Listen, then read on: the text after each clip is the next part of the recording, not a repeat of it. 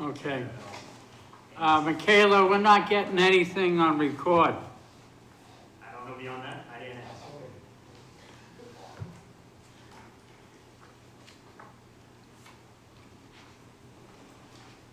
Is the TV guy in there?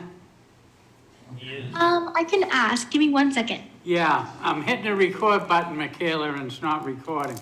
Not getting a light.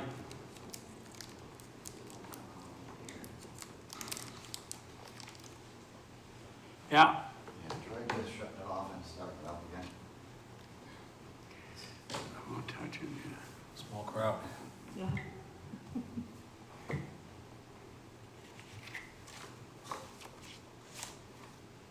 Is this the Tim and Amy show tonight? It'll be very straightforward. Yeah.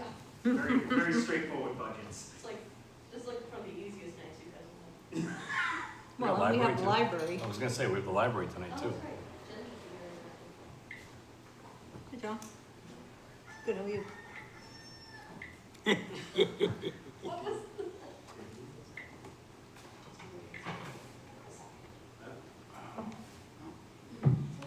It says they hit the check media at the recorder. Yeah, neither do I. Is it tied into this? I have no idea. Okay. It's being recorded on the server, so. Right. No, I'll just make If a it doesn't go note. on here, we'll give you a copy. Yeah. Your call. Yep, we get going. Yep.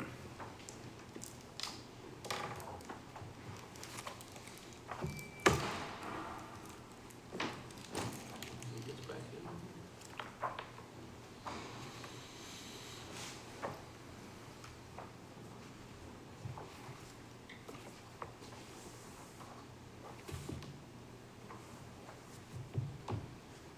Good evening. I'd like to call the Budget Review Committee to order. It's May 31st, 2022. We're in the Aldermatic Chamber and via Zoom, which meeting link can be found on the agenda and on the city's website. Let the meeting start by taking a roll call attendance. If you're participating via Zoom, please state your presence and the reason for not attending in person, and whether there is anyone in the room with you during this meeting which is required under the right to know law. Would the clerk please call the roll? Alderman at-large Laurie Wilshire. Here. Alderman John Sullivan is absent. Alderwoman at-large Shoshana Kelly is absent. Alderman Ernest Jettie. Here. Alderman John Cathy. Present. Alderman at-large Michael O'Brien is present. Chairman Alderman Richard A. Dowd. Present.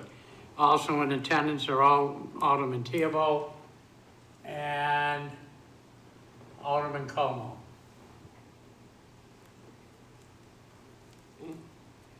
Also expected this evening is Amy DeRoche, OED Coordinator, Jill Stanfield, Parking Manager, Tim Cummings, Economic Development Director, and Jennifer McCormick, Library Director. Okay. Asking she's still. Yeah. What time is it?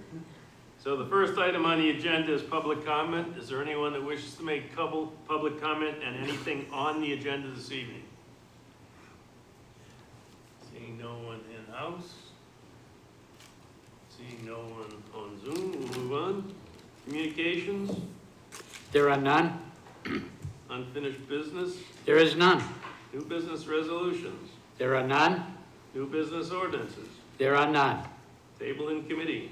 Mr. Chairman, I would like to make a motion to remove from the table R-22-035, which is relative to the adoption of the fiscal year 2023 proposed budget for the City of Nashua General Enterprise Special Revenue and Grant Funds.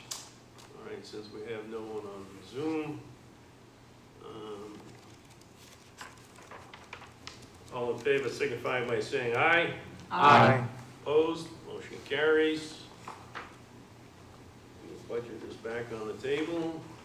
This evening, we are going to be addressing some general government items and the public library. The first item is the Hunt Building, Department 131, appropriations are on page 62. Director Cummings? Yes, thank you, Mr. Chairman. For the record, Tim Cummings. Prefer to have a seat since you're gonna be up for a while. Whatever the pleasure is. It's up to you. If I stand, will it go shorter? Yes. Happy to stand then. We'll see.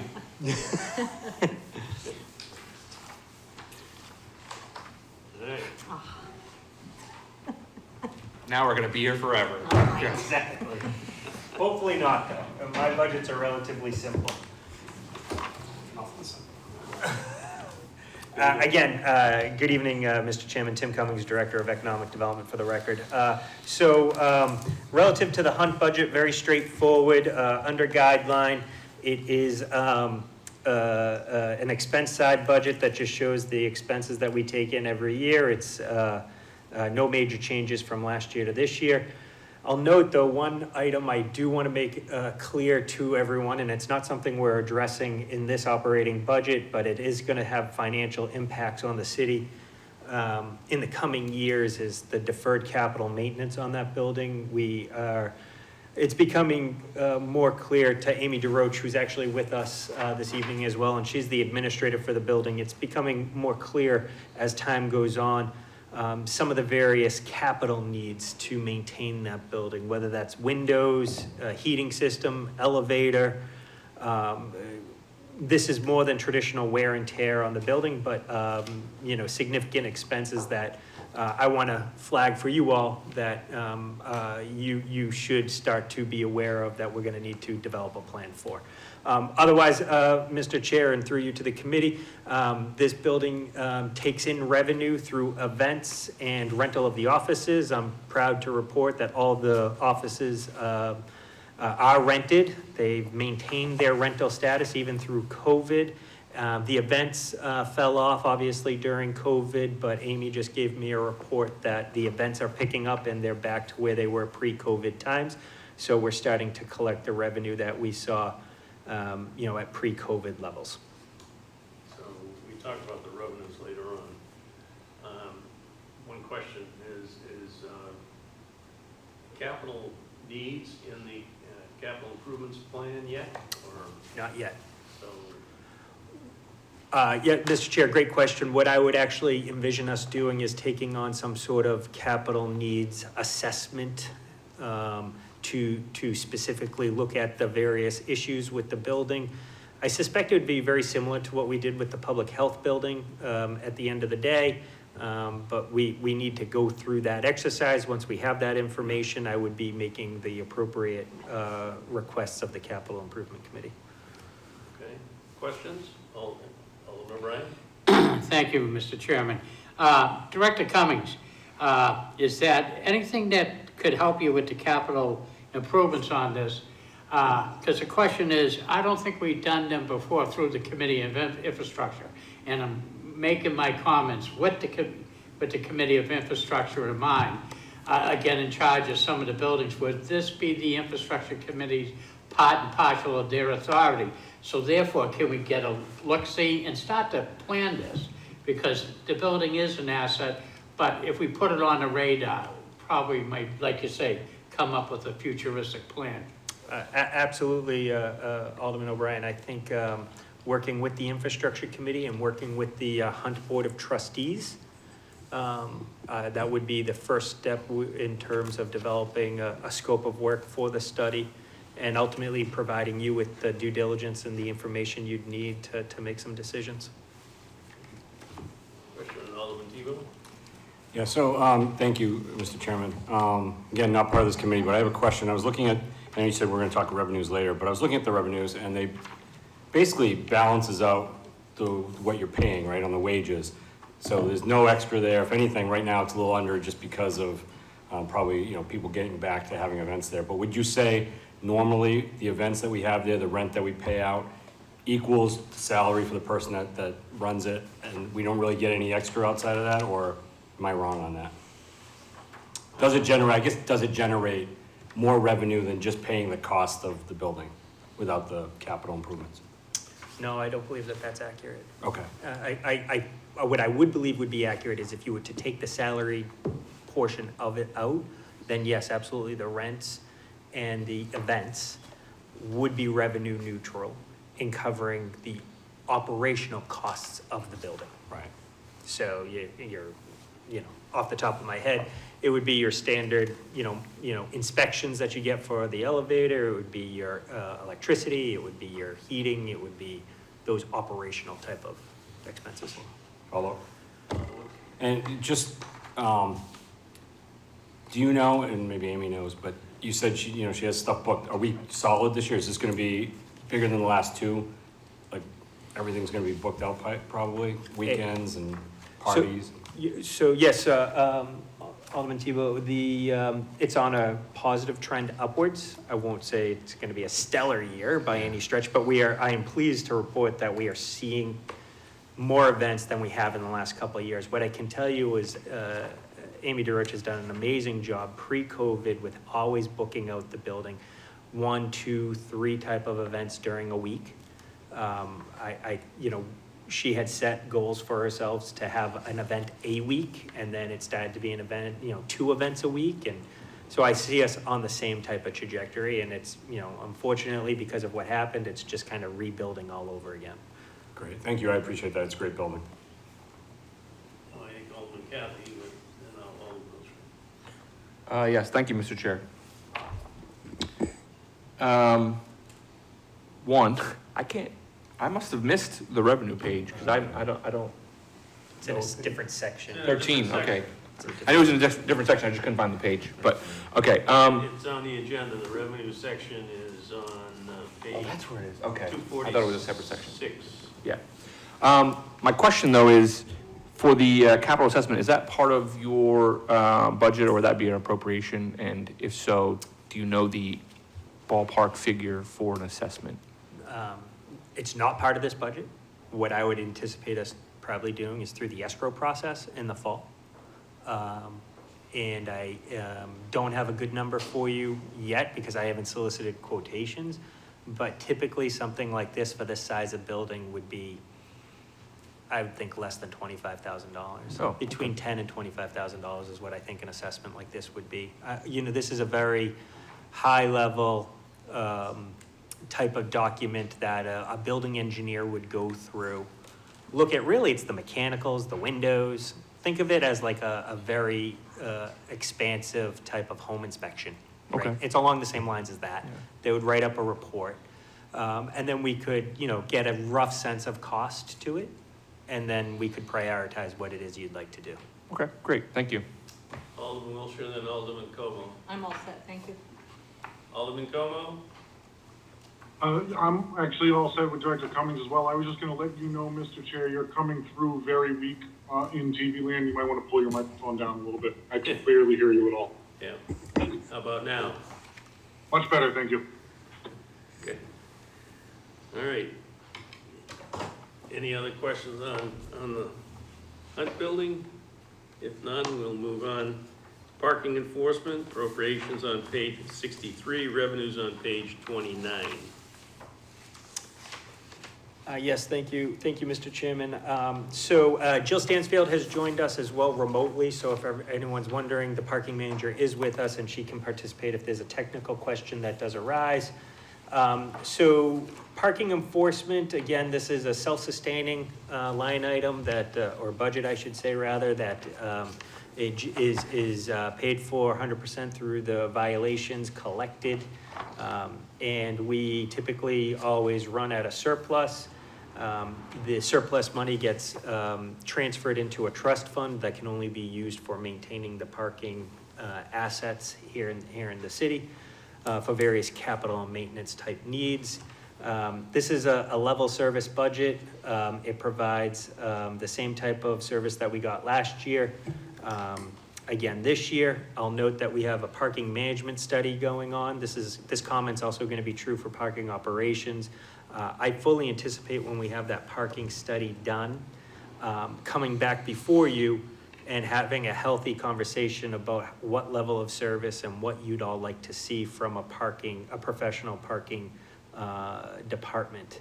And it's a conversation I'll be looking forward to, and depending on how that conversation unfolds, I just wanted to flag and telegraph for you that I would anticipate next year's operational budget being drastically different. But until we actually have those details, I am recommending to you a level service budget that is within guideline. Alderman, excuse me, Kathy? Thank you, Mr. Chair. Director Cummings, I know that we talked in the parking study about the FTE positions. I see here that the wages for the part-time is budgeted way up. Would it be more advantageous to flip that and have the budget have the full-time, or would we get dinged on benefits on that? If I may. Director, yeah, Director, go ahead. Thank you, Mr. Chair. So actually, the entire department is pretty much run on part-time employees. And we did that initially when we brought this department over to economic development because we needed to stabilize the budget. This budget was not running at a surplus when we first had it.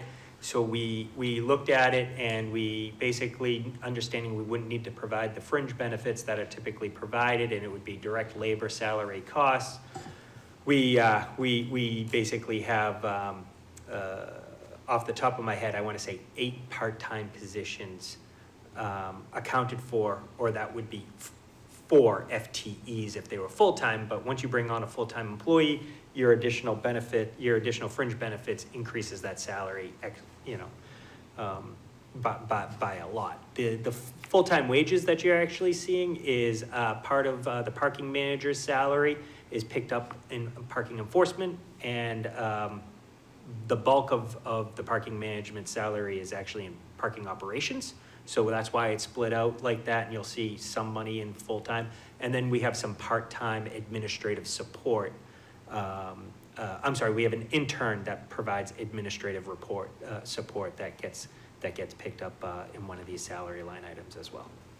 Follow-up? Alderman Kathy? Is it your intention that you would like to keep it this way with the part-time, just because the benefits would then kick in if we went for another FTE or switch them over, or? Director Cummings? Thank you. So I'm not prepared to make a recommendation yet. I want to have the report brought to us. I do think I'll probably be telegraphing to you all that yes, we should be bringing in an FTE, but I want to make sure, and it may be more, but what I want to maintain is the fiscal stability that we have here. We've worked really hard to achieve. So I want to make sure we analyze it in a way and we project a revenue. So whatever expenses we bring on by incurring that additional cost, we have a strong comfort level that we will still be running at a surplus. Thank you. Alderman Tebow? Thank you, Mr. Chairman. I'd like to ask Director Cummings a question on snow plowing services. So we budgeted $40,000 last year. We came way under, probably had a good winter is what I'm guessing. But instead of going back to that 40, we went up to 45. Why did we increase it? Do you know why? Director Cummings? Yes, thank you. So we wanted to have some additional money for some of the parking lots that we do, and we also have taken on doing some of the trails in and along the city, or some of the pedestrian pathways. The best example is actually out behind City Hall here, where the parking department actually does and we want to have the ability to subcontract this out when necessary, the Heritage Trail. The Heritage Rail Trail is an example. So that's one of the reasons why. We originally had the money only set aside for contracted services for X amount of parking lots, and we knew that we were getting asked to do more and more. Okay. Yes, follow-up? Yeah, it's kind of the same question, but with a different line item. So credit card fees, we're taking in, or we're paying out a lot less this year, and we're back up to 14,000. Do we feel like that's going to increase this year? Have fees gone up? And so Correct. we have to build that in still? Okay. Yes, as long as we provide this service, we know that every couple of years we need to increase it to accommodate for the merchandising processing fees. Great, thank Any you. other questions? Yes, Alderman Jettie? Thank you. I have several questions. The first is regarding parking violations, line number 45400. The actual through April 30th is much higher than what the original budget was for the full year. Do you know what the explanation is for that? I'm sorry, which number is it? 45600? No, 45400, under parking enforcement.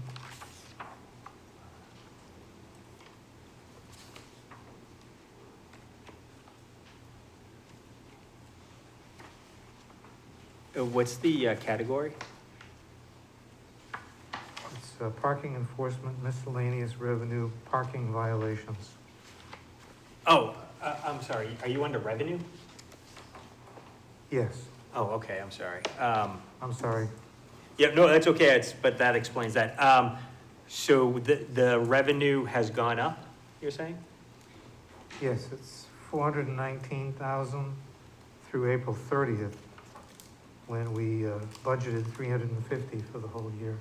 I believe what we did the previous years, we just held true to the numbers that we saw during COVID, and we weren't obviously ticketing during COVID.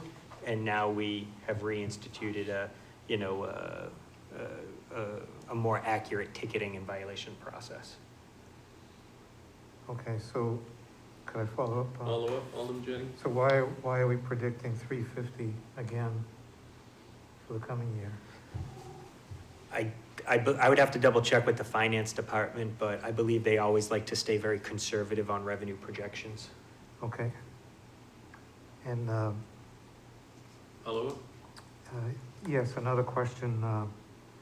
Last year's, again, on parking meter fees, this is on the next page, 44521. That conversely is down. The budget was 454 and we've collected 225 through April 30th. So it's much less than we thought. Is that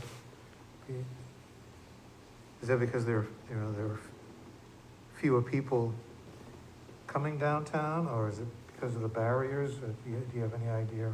I don't, I would have to double check, but I believe we don't have as many permits, if that's what you're referencing. These are not the permit fees. These are the parking meter. This is the parking Fees. meter revenue? Yeah. What I believe the parking meter revenue is actually moved from one category of revenue collection to another because more people are using the app and the pay by phone instead of the direct meter itself. So people are transitioning to the app, which I believe is why you're seeing the revenue not collected there, but collected somewhere else. Okay, so So you have multiple ways in which you can pay for a meter. yeah, The way, as I understand it, people are now moving towards is the app. I still use coins, for the record. I keep a coin jar in my car. I like that. But people are typically either using credit card or they're using the app on their phone. But you're not seeing the direct paying by coin as much. so where would the revenue through the credit card app be reported?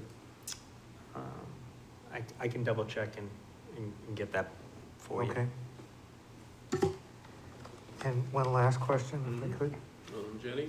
So under appropriations, this is on page 63.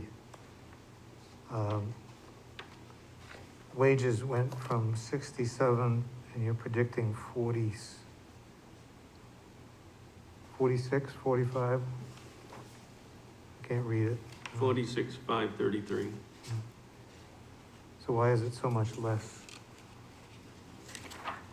I believe that the bulk of the full-time wages in parking enforcement is really just picking up some salary her prorated salary, if you will, from parking operations.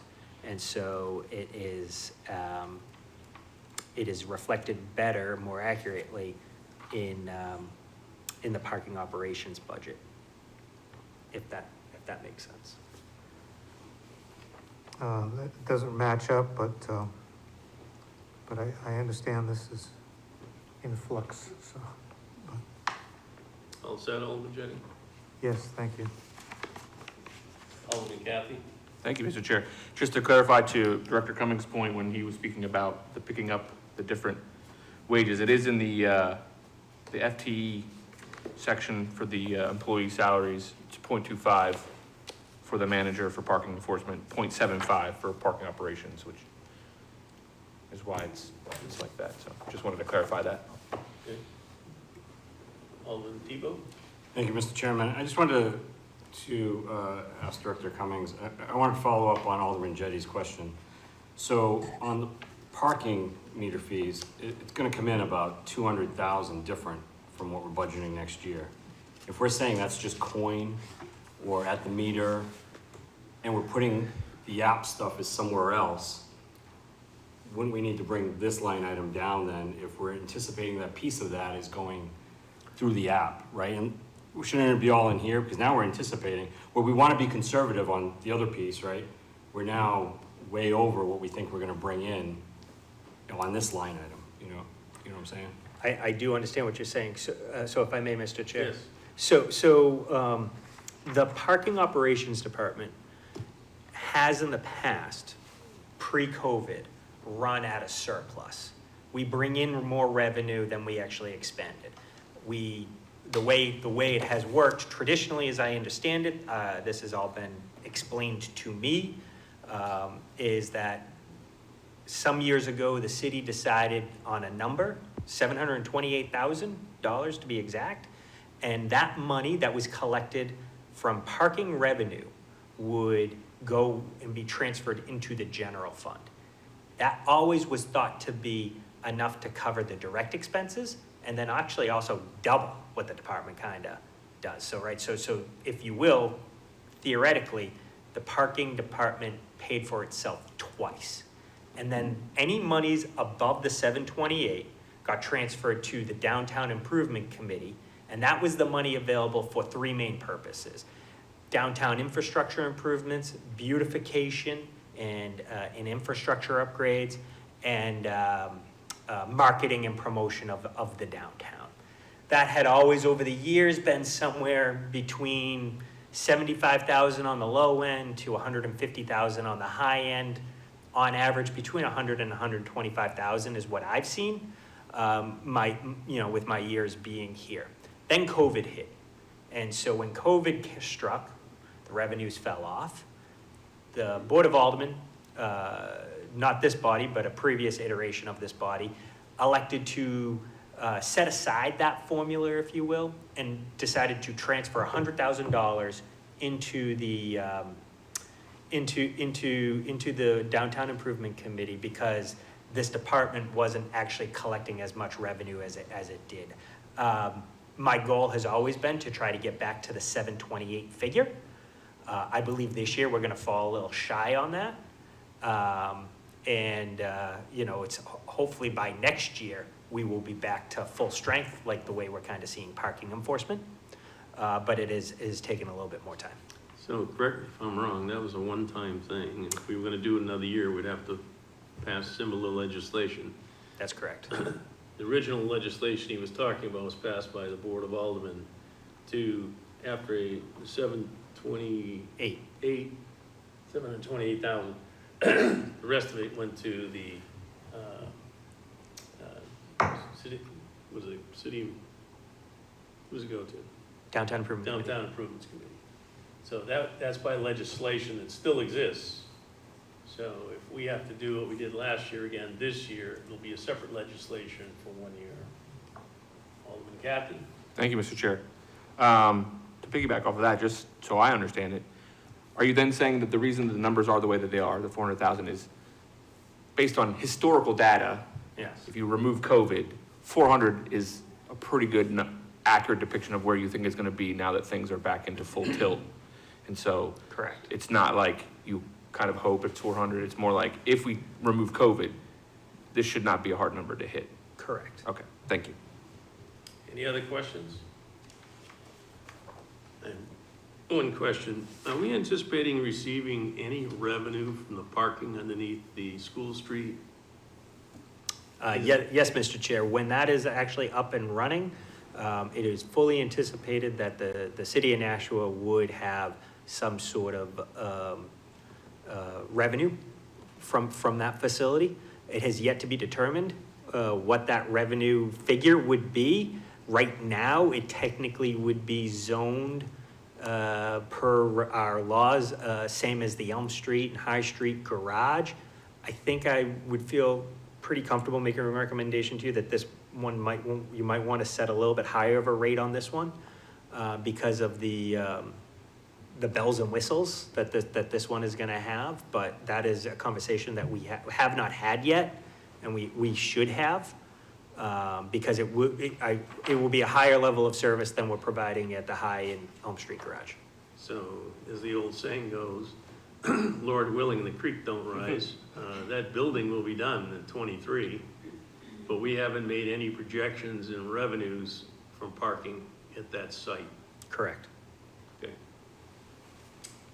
Any other questions on parking enforcement? Seeing none, we'll go into parking operations. Again, Mr. Chair, and it's kind of two halves of one nut here. You know, we talked a little bit about parking operations with parking enforcement. It's, again, level service budget. Didn't want to make any changes until after that parking study's done.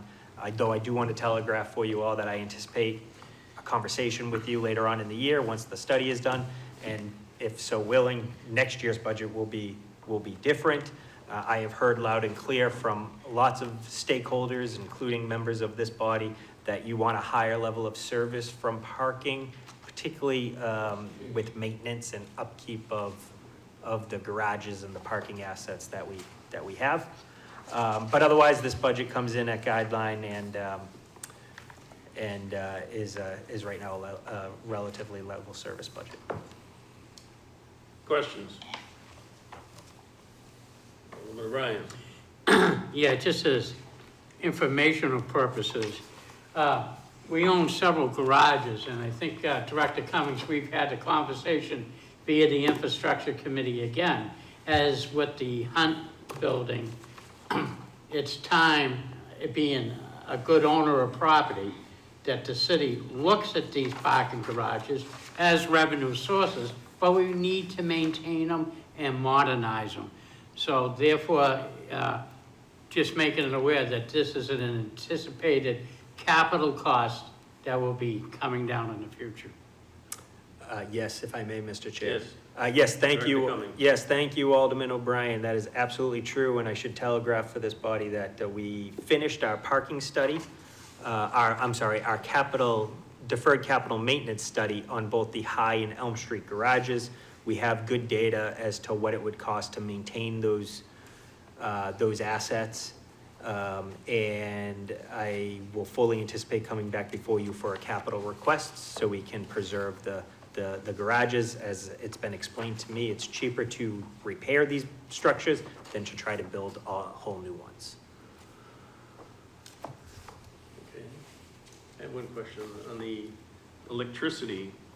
Is that including the garages? Yes, And it falls under operations? yes. Okay. And there's one other question I had. And as was mentioned before, the snow plowing, that's outside services for the 45,000. Yes. And is that going to be enough based on the way the gasoline prices are going? Well, Jill Stansfield actually brought my attention to that very issue about 2 hours ago. I'm going to answer your question with yes, because I have a feeling that this is going to be a bigger issue than just one individual department here for the city. I have a feeling that if we do something, I would recommend we do something citywide to address this issue as a recalibration due to the unforeseen escalation. But At this time, I think we can definitely cover parking, snow removal with what we have. Okay. And two other quick questions. One, on the credit card fees, is that just the fees that we pay to the card companies themselves? Yes, But we take in a fee from the city. we And do. is that included, is the offset that we take in from the city into this number, or is it offset somewhere else? No, great question, actually. It's my understanding that when the contract was originally done 10, 12 years ago, it excluded the processing fees, so the city has an obligation to pay the processing fees. And we don't absorb, we absorb that in our collection of the revenue from the rental of the space, or via meter or whatnot. I fully anticipate when we go back out to bid for this, when the contract is up, we would be looking to bring it we would be looking to externalize, I should say, rather. Would be looking to externalize this fee onto the consumer, and maybe not increase our rate as much. This is actually a conversation that's going on with the parking consultant right now, as to best handle it. So, just a question. When somebody uses a credit card to pay for parking, Mhm. does the city also charge Up like that handling fee like you do if you pay? Okay, that's where I was going with the Yeah, revenue, no. all right. No, we do not charge like an additional dollar processing fee. Okay. There's fees with using that type of collection that the city pays for, and unfortunately, it's not accommodated in our current rate structure. Okay, the other, Chair? I just don't wanna, the other question I had was, other contracted fees went from 10 to 15. Did we cover what that entails? I'm gonna have to double check on that. Mr. Chair, I don't know what that $5,000 change is off the top of my head. I know we have Jill Stansfield with us this evening, if she can comment on that. Otherwise, I will get back to you with exactly what that is. Ms. Stanfield, do you know? Yeah, I can speak to that. We, a few years ago, took over the maintenance of the Crown Street Park and Ride. And we do cover mowing services in that parking lot under that line item. Anytime we have to bring in an outside electrician to do any sort of maintenance or upkeep on our parking lots, our lighting in our parking lots, we've seen the costs there go up significantly just in the last few months. So that's where we felt that would be the correct amount to increase that line to cover those services for this upcoming year. Yeah, I did notice that as of April, you had spent almost your entire budget in that line, so. Alderman Jettie, do you have a question? Yes, I do. I'm a little confused. I do use that app, for parking. And, when I use it, it charges me the parking fee, and plus there's a processing fee added on top of that. Correct. Okay, so how does that reconcile with what you were saying? It is the fees that the credit card companies charge the city for using The kiosk. their service. But the city is not collecting it somewhere else. Like if you charge something in treasurer's office or something, you get a fee from the city to pay for the fee for the card. That's not the case in the parking. It goes directly to the company. And if I can further just expound on that, to be clear, you said the app. When it comes to the app, there's a processing fee, fully understood.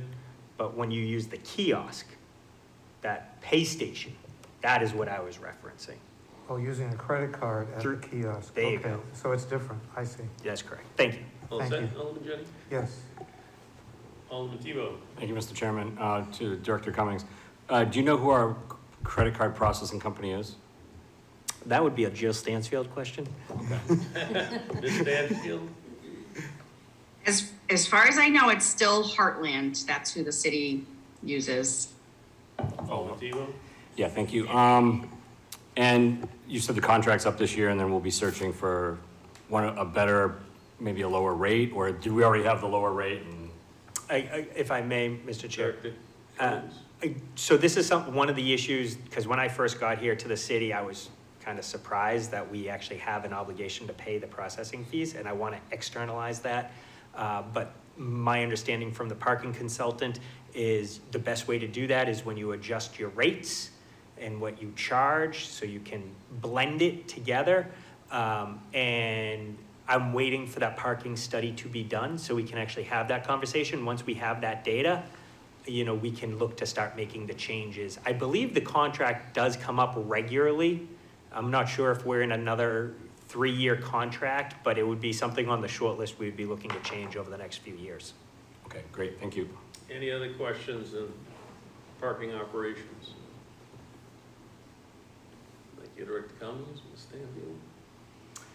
Next item, is Department 4085, National River TIF District. The appropriations are on page 253, and as well as the appropriation, revenues. Are we jumping over economic development? Yeah, economic development. Oh, I'm sorry. Fine by me. Yeah, I know. Sorry, economic development, 183, appropriations on page 68. Thank you, Mr. Chair. So again, relatively straightforward budget from last year to this year.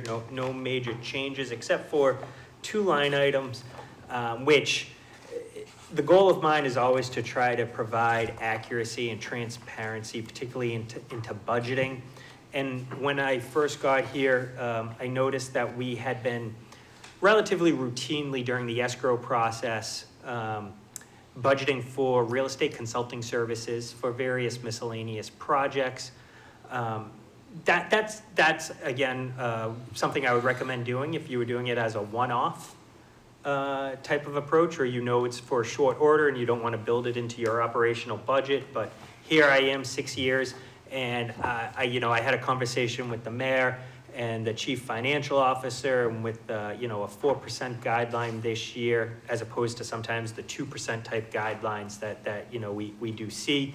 I thought this would be a year where we would try to take some of that, money that we escrow that is outside of our operational budget, and actually put it into our department budget to more accurately account for the services that this department provides.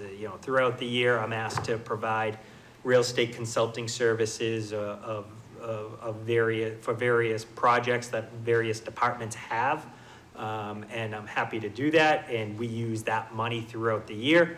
So although this may look like exceeding the guideline, that it's really not when you look at bringing in the escrows that we see year over year and putting it into the operational budget.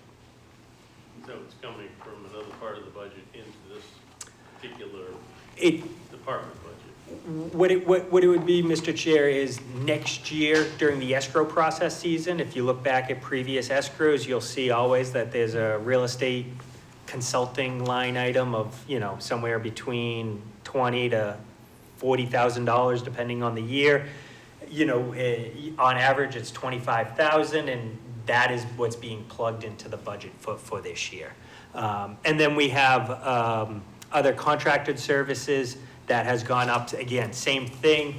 We, during the escrow process, have done the Elm Street Middle School, and we have done the NIMCO study. On average, I do 1 or 2 studies a year for the city to help prepare the city for various transactions, whatever they may be. 141 Burke Street, Crown Street, the railroad. We are constantly. I'm sorry. Elm Street. Elm Street. Elm Street. So again, it's trying to bring a little truth in advertising into the budget by moving what has been in the escrow into the operating budget. Do the new aldermen understand the escrow funding? No, but I don't necessarily want to waste the chamber's time right this second talking about it. I just thought you might have a question there. I can email them and get all the details later. Please. Any other questions on economic development? All right. Yeah, put the right glasses on. And we will go to the Nashua Riverwalk TIF District, appropriations on 253, revenues on page 253. 253.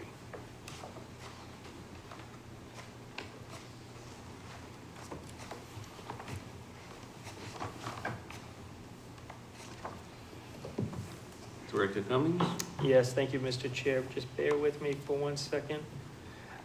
So this is a little newer this year in the sense that we are now incorporating the tax increment financing districts into our budget book. It's something that I've had conversations with Chief Financial Officer Griffin on over the years in terms of trying to provide more transparency. And the Riverwalk itself had been shown sometimes in previous years as, I believe, a special revenue fund. And this year we're showing it a little bit differently with both the appropriations and the revenues. And this is just a way to try to be a little bit more, again, reflective and accurate in how we accommodate and provide the services throughout the year. And so we have the Riverwalk TIF District, which is a whole separate conversation in and of itself, but this is the money that is essentially providing the dollars for the construction of the Riverwalk itself, which is currently under design. It was started in 2002, 2003 time period with the construction of Jackson Falls condominiums, and then about 4 years ago, really increased immensely with Lofts 34.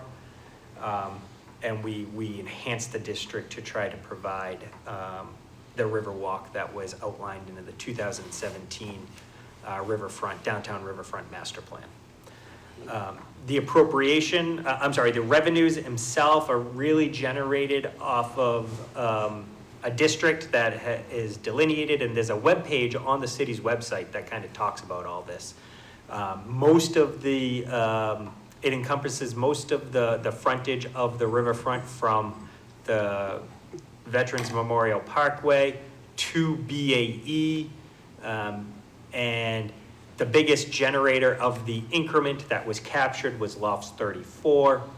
You know, any given year, it's about $1.2 million that gets collected and put into this separately designated account.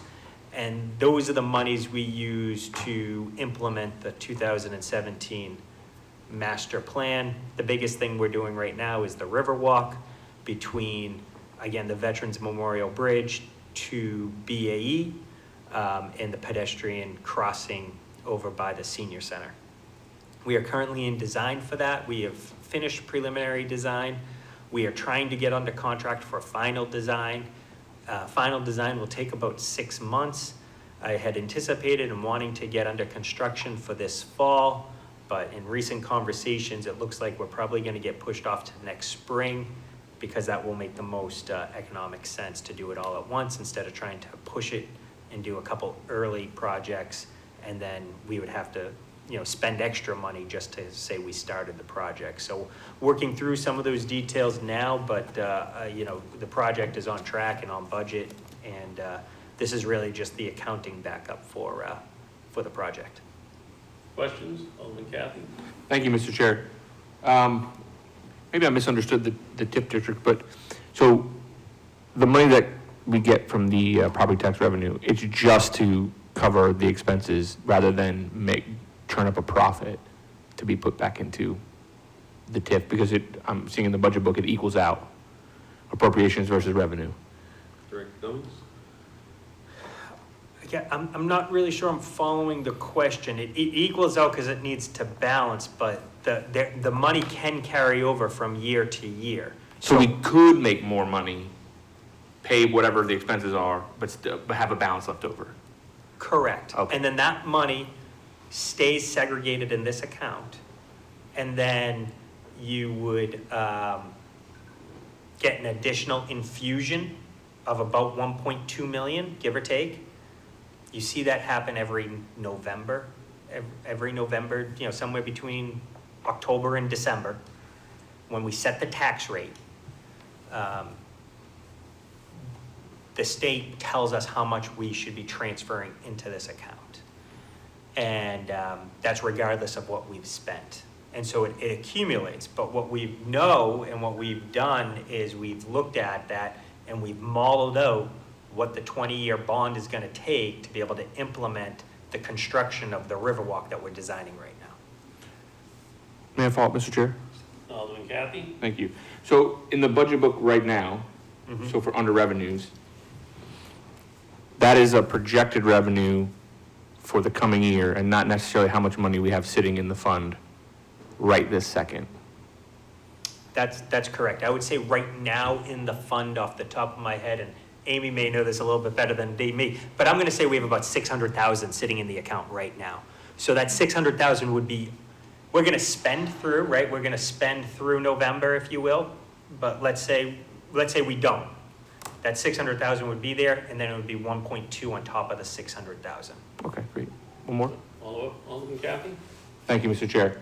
And I noticed you mentioned the bond. Is the bond not here because we haven't gone out and sold those bonds yet, and so it's not hitting the books yet? Director Cummings? Yes, thank you. Correct. We have not touched the bond. We haven't charged anything to a bond. We won't do that until we get through design. And then I actually need to have a conversation with CFO Griffin as to understand where he wants to actually show it.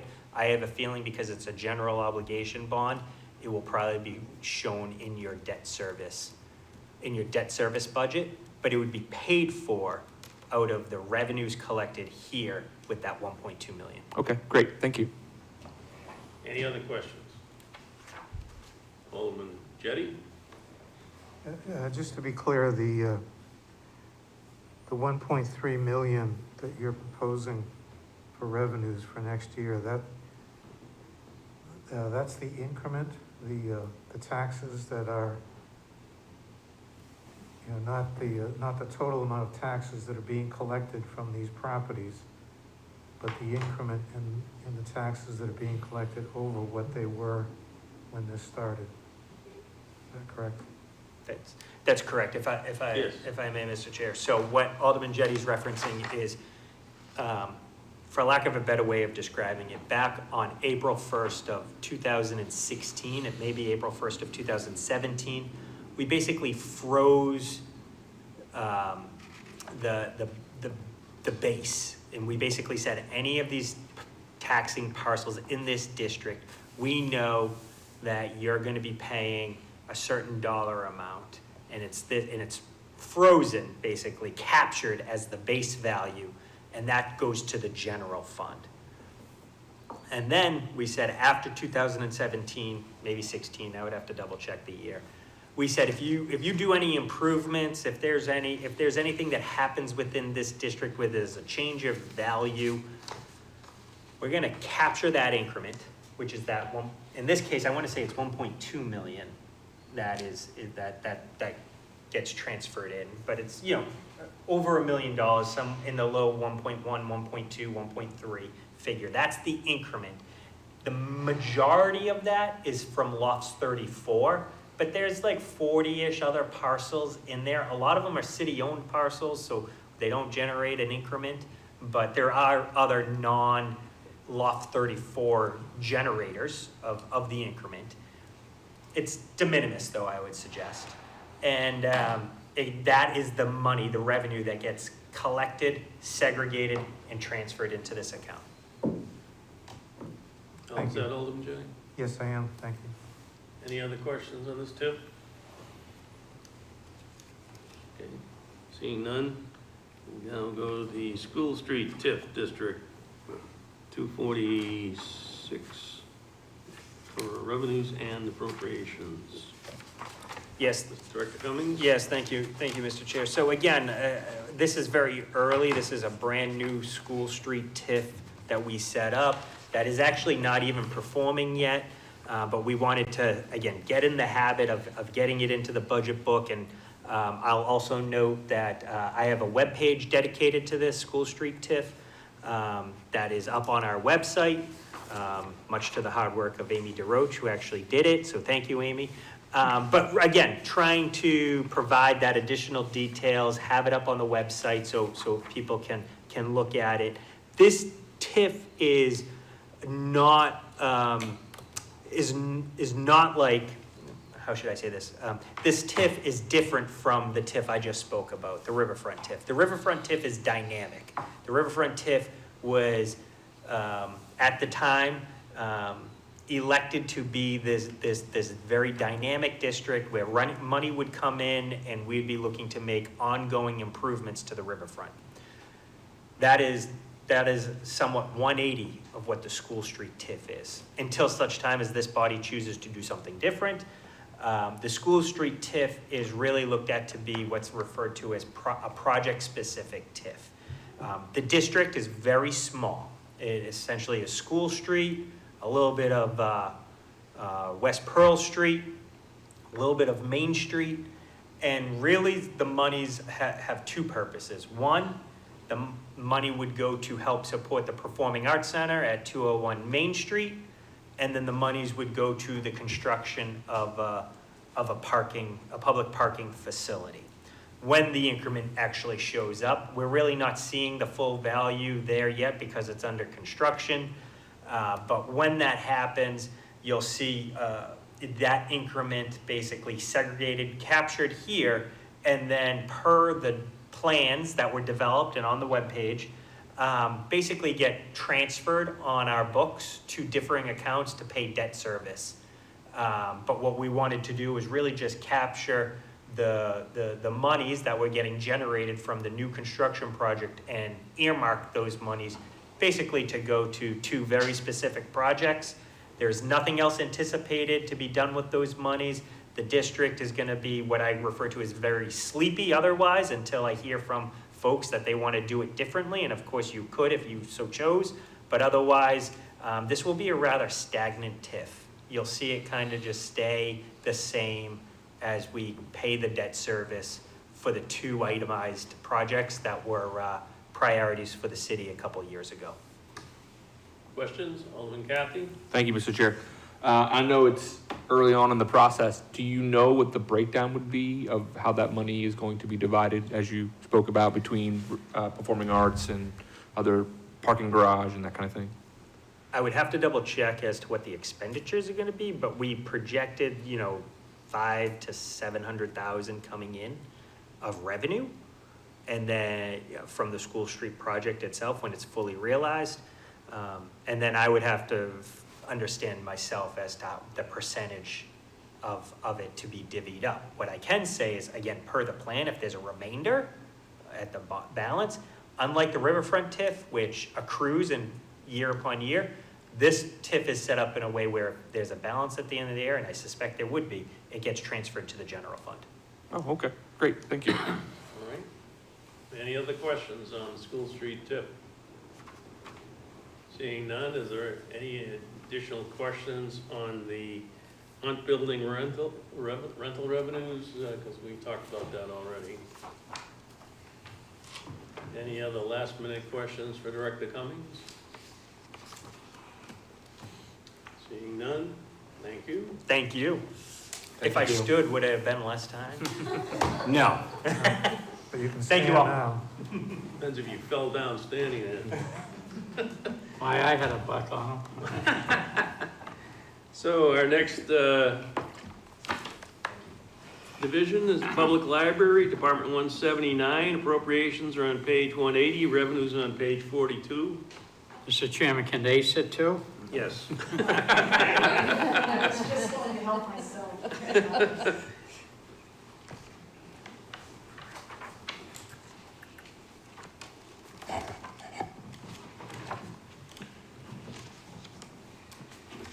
Why don't we start with revenues, since we're in different parts of the book.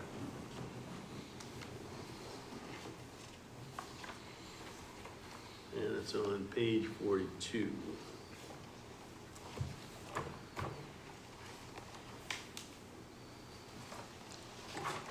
Okay, here we go. Page 42, library revenues. Any questions? Oh, before we do that, could you please introduce yourselves so the people at home will know who we have visiting with us? Sure, my name is Jen McCormick, I'm the director at the library. And Linda LaFlamme, I'm the chairman of the Library Board of Trustees. Thank you. Do you have anything to say about revenues before we? I was just going to point out that they're a bit lower than the revenues on Director Cummings. Yes. Mr. Chair, can the lovely ladies pull their mics a little bit closer so we can? Oh. I appreciate Yes, it. they're very directional. Sure. Alderman, oh, all right, so Alderman Tebow? Thank you, Mr. Chairman. I got 2 questions, or maybe even 3, I don't know, we'll see. So would book fines be under revenue? No, overdue fines go in a special revenue fund. It's not subject to appropriation. Okay, and just to follow up on that Yes. particular question. So are we back to doing, it's all normal now again? We're actually collecting fines? I know during Yes. COVID, we weren't doing that, right? Correct, yes, we are collecting fines again. Okay, and I got another question. Sure. Sale of books. So I know when you guys do your big book sales, I see 1 billion people there, because I always go. Some of that money goes somewhere else, right? It's not just, because that seems like a small amount. Right, so the big book sales are run by the Friends of the Library, and they're a nonprofit, so none of the revenue here is related to that. Oh, That little bit of sale of books, that's the sale of the book about the history of Nashua that library staff wrote, who has a title that I've said 1,000 times. And I Nashua can't Experience. make it, Nashua Experience, yeah. And just one more question. Get one more. Non-resident library cards. Is that something we get, I mean, that's a standard number every year, we get that many people applying for and spending money? Yeah, it could vary a little bit, but Okay. yeah, we have some faithful power users that pay that $60 a year. Oh, it's a year? Okay, great. Yeah. Awesome, thank you. All set? Anything else on revenues? No to appropriations. Appropriations are 180. Yep. So would you like to cover appropriations? Sure. There are not too many big changes this year, so the budget proposal that we've submitted leaves library services pretty much where they are now with the same staff that we've had. It does not we did not budget for bringing back our library pages. So if you've been here for a while, you remember we used to have 7 or 8 of them, and we laid them off during COVID, and I don't expect to hire them back.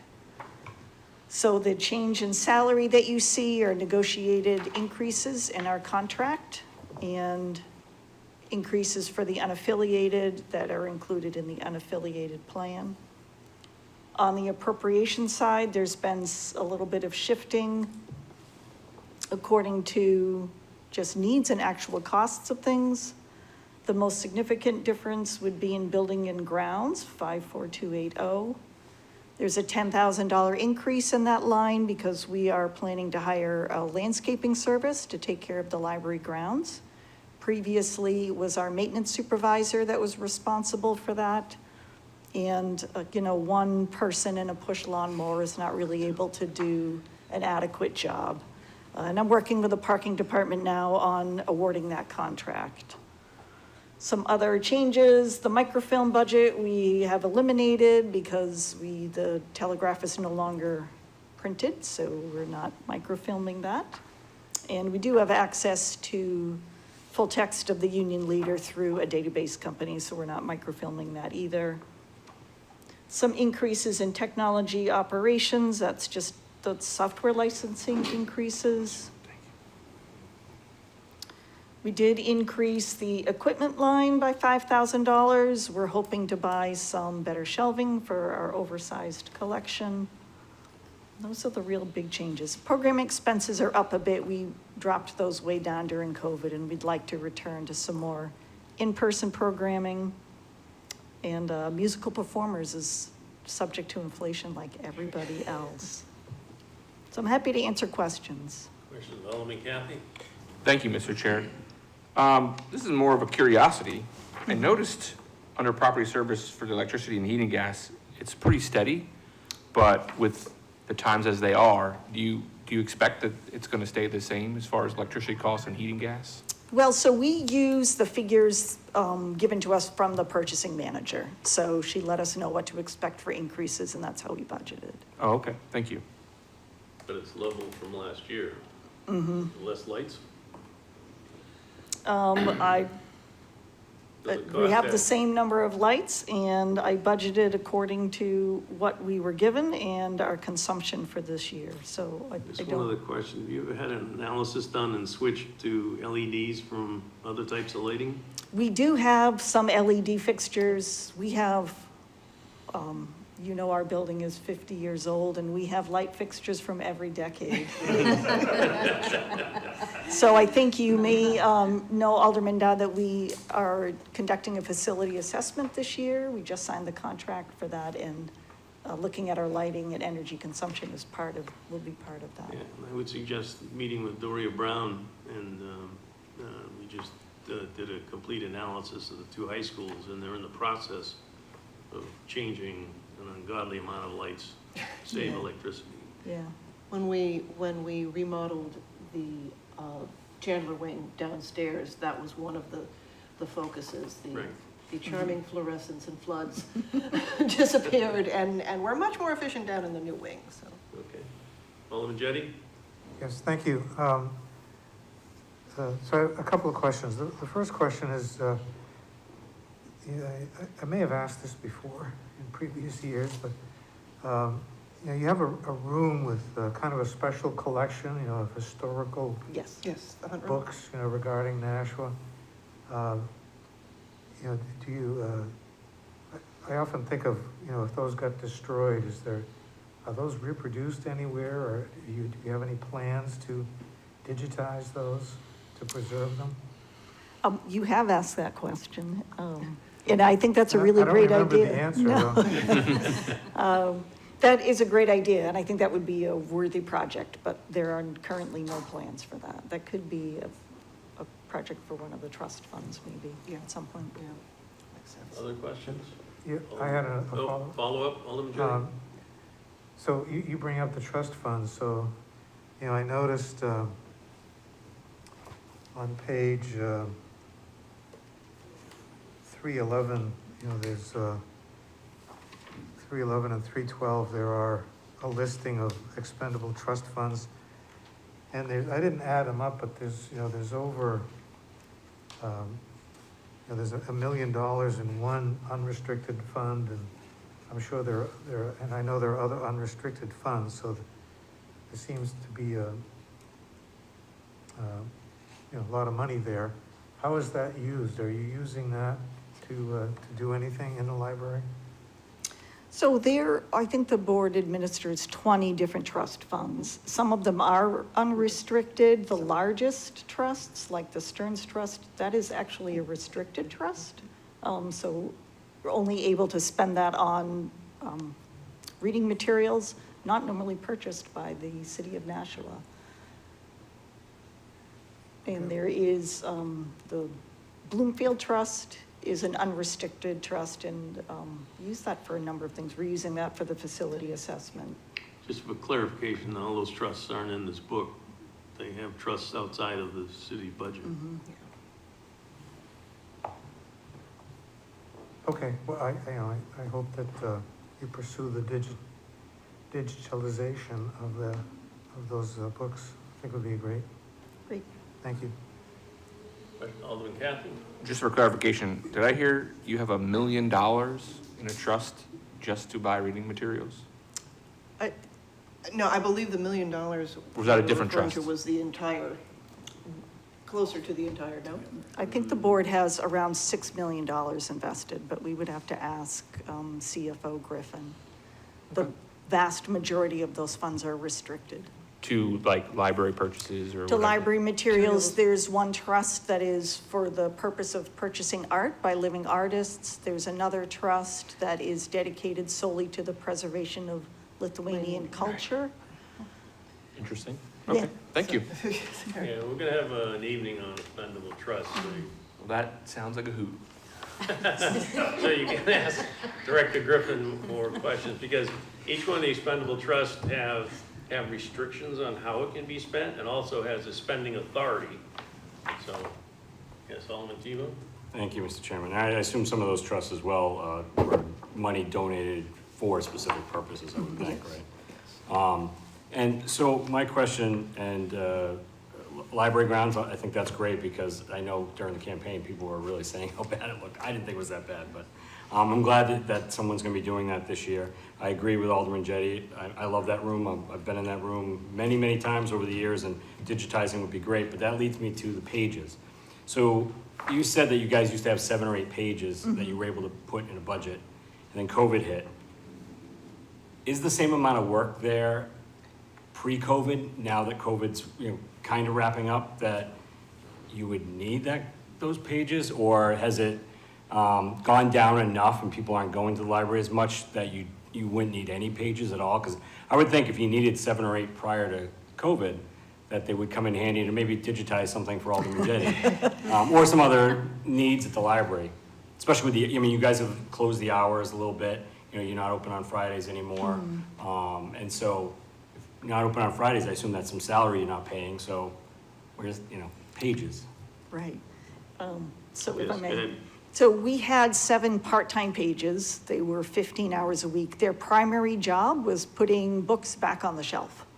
And if you look at our circulation statistics during COVID, they went way down to maybe 50% of what they used to be. They've rebounded, but I do not think that we will circulate enough physical materials to go back to needing those part-time pages. There's also been the shift to the online books.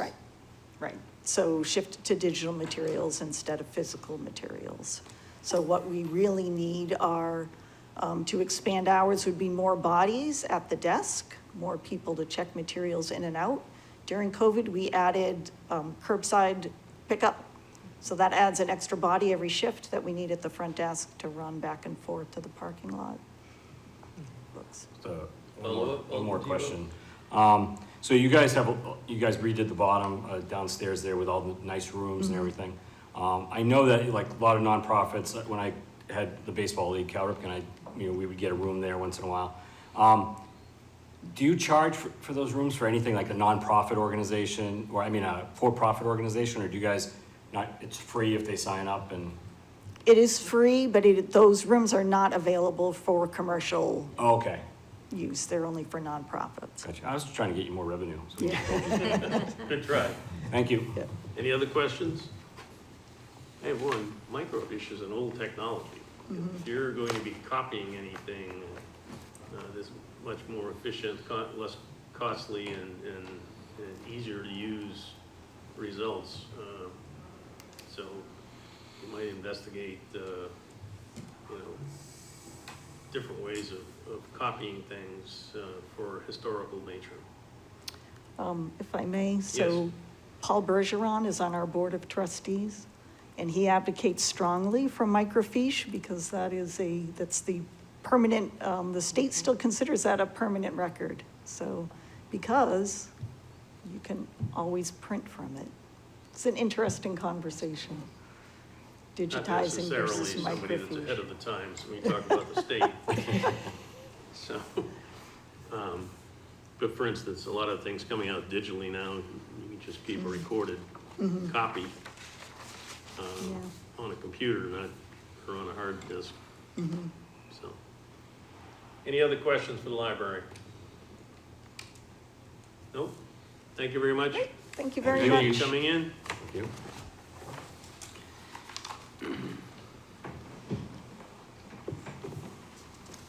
Okay, Alderman O'Brien. Thank you, Mr. Chairman. I would like to make the motion to table R-22-035, which is relative to the adoption of fiscal year 2023 proposed budget for the city of Nashua, general enterprise and special revenue and grant funds. Motion is to table R 22035. All those in favor signify by saying aye. Aye. Opposed, motion carries. General discussion? None. Remarks by Alderman? None. Alderman O'Brien. Thank you, Mr. Chairman. I'd like to make a motion to adjourn. Motion is to adjourn. All those in favor signify by saying aye. Aye. Opposed? Motion carries. We're adjourned at 8:15 PM. Thank you.